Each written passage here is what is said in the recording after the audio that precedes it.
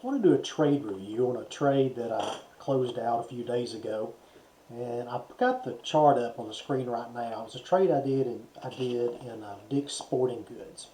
Now the two lines you see here, this blue line right here is I entered the trade on right after the blue line, and I exited the trade right before the red line. So this is the daily chart, and I want to go over to you what I did with you, what I did, and why I did it.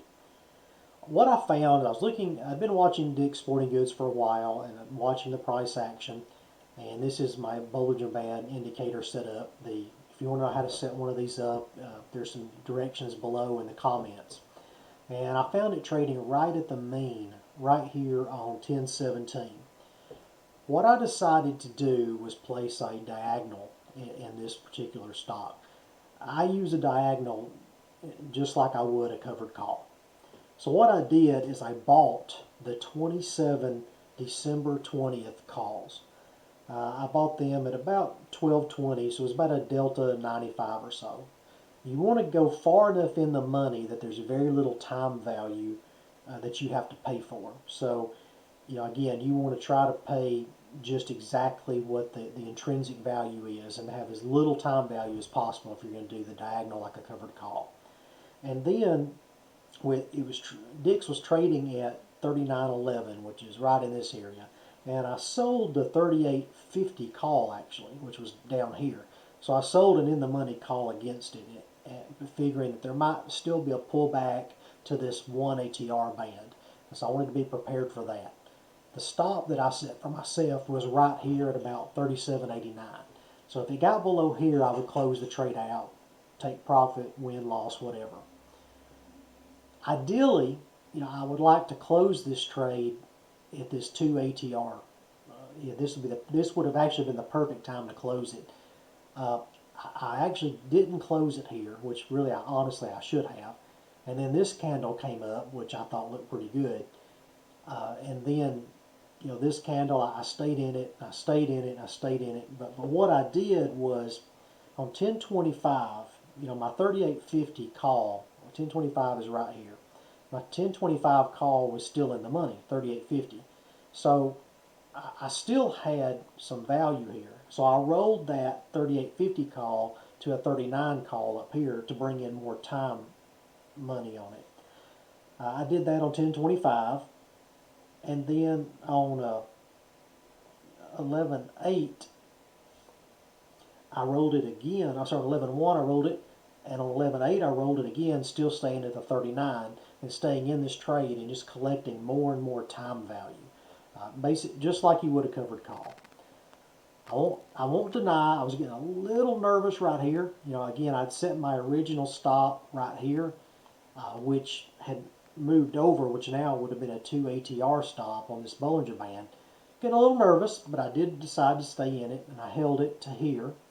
And when it popped up into this area, I had set a good to close order to get about almost a 5% gain on this trade. I'd set a good to close order right here, and that hit on 11.4, and I got out of this trade. Overall, I was in this trade for 18 days. I was never really threatened because, again, my stop was right. When I entered the trade, my stop was right here, right in this area. I'd sold the 38.50 calls originally against my 27 long call, and I sold the weekly call. So I bought the 12.20 long call, and I sold the 10. I started out by selling the 10.25 38.50, and then I rolled that to the 11.1 39, and then I rolled that to the 11.8 39. Again, I was just collecting premium this entire time. I was selling that time value. But I was still, never really threatened on the trade because by the time I got in here, even when he pulled back, because of the money I had brought in, my break even was all the way down to probably around right here at 38.04, again below my stop.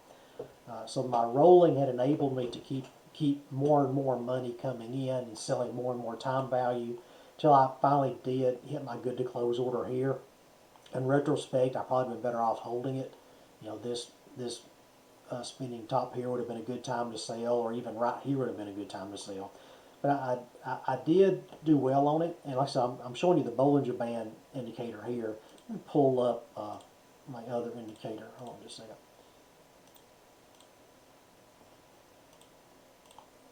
Now this would have been my wave indicator, and you can see it was right in the center of the wave right here when I bought it, which is another thing that I look at. The wave indicator, how to set it up, is also down below. You can see a weekly trend line here that I was watching, but it was never really threatened as a bounce back point. Had that been threatened, I certainly would have been looking to close.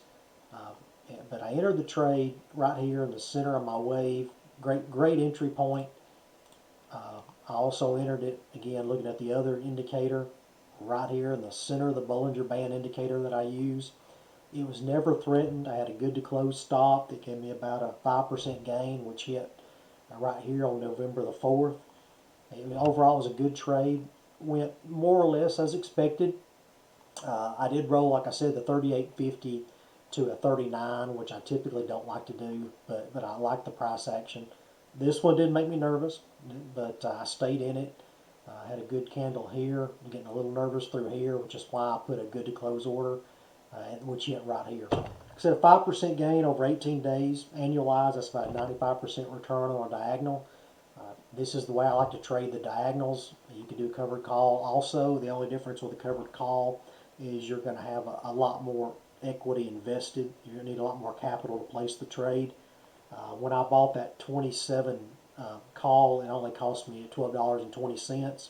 If I had bought the stock, I would have had to pay $39, or I think $39.11 for it. So it's just an investment of $12.20 versus $39.11.